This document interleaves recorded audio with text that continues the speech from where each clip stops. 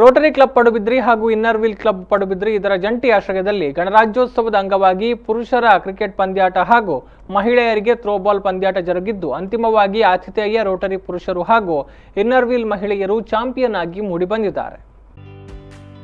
ವಿವಿಧ ಸಂಘ ಸಂಸ್ಥೆಗಳ ತಂಡಗಳು ಪಾಲ್ಗೊಂಡ ಈ ಪಂದ್ಯಾಕೂಟದಲ್ಲಿ ಅಂತಿಮ ಫೈನಲ್ ಕ್ರಿಕೆಟ್ ಪಂದ್ಯಾಟದಲ್ಲಿ ಜೆಸಿ ತಂಡವನ್ನು ಸೋಲಿಸುವ ಮೂಲಕ ರಿಪಬ್ಲಿಕ್ ಟ್ರೋಫಿಯನ್ನ ತನ್ನದಾಗಿಸಿಕೊಂಡಿದೆ. ಮಹಿಳಾ ವಾಲಿಬಾಲ್ ಪಂದ್ಯಾಕೂಟದಲ್ಲಿ ಹೆಜಮಾಡಿಯ ಮಹಿಳಾ ತಂಡವನ್ನು ವಿರೋಚಿತವಾಗಿ ಸೋಲಿಸುವ ಮೂಲಕ ಪಡುಬಿದ್ರಿ ಇನ್ನರ್ವಿಲ್ ಕ್ಲಬ್ ಪ್ರಥಮ ಸ್ಥಾನೀಯವಾಗಿ ಮೂಡಿಬಂದಿದೆ.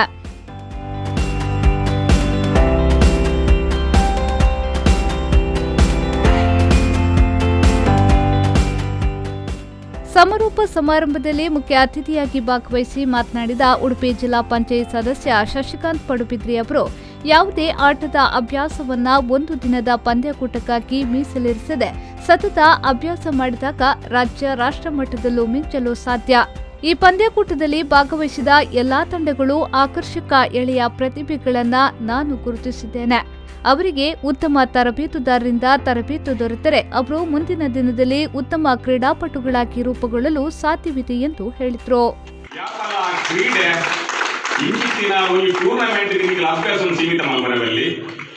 ప్రతి ఒరి క్రీడాపటకులు ఎంగులు మళ్ళా క్రీడాపటకులు ఆవడున్నాడ నికన అభ్యాస దిననిత్యం కొడుగే ఏరే ಒಂಜಿ ಮಲ್ಲ ಕ್ರೀಡಾಪಟುಕಲ್ನ ಒಂಜಿ ಅಭ್ಯಾಸಕ್ಕೂ ಉಂದಾಂಡ ಅದು ಅಕಲ್ ದೇಗ ಮಲ್ಲ ಕ್ರೀಡಾಪಟುಕಲ್ ಆಟೇರ್ ಬಂದು ನಮ್ಮ ಮಾತೇರ್ನ ಕ್ರೀಡಾಪಟುಕಲ್ನ ತೂನುಂದಾಂಡ ಅಕಲ್ ಸತತವಾಯಿನ ಅಭ್ಯಾಸ ಮಾಡ್ಕೊಂಡು ಹೋಗ್ತೇವೆ ಬೊಕ್ಕ ಕ್ರೀಡೆದ ಆಸಕ್ತಿ ಕೊಡ್ತೇವೆ.